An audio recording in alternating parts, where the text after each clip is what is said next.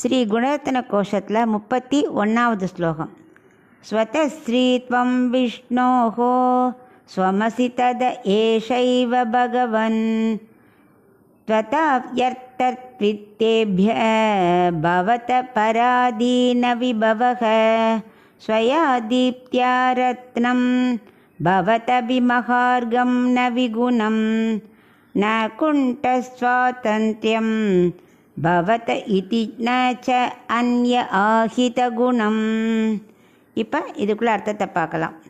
மகாலட்சுமியே, ரங்கநாயகியே, நீ ரங்கநாதனுக்கு உரிமையாக இருக்கிறதுனால எப்போவுமே நீ அவரோடையே இருக்க.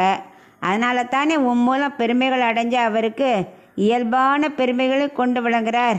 ஒரு ரத்தனக்கல்லுக்கு பெருமை மதிப்பெல்லாம் எப்போ வரும்? அதில் ஒளி வீசினா தான் வருது.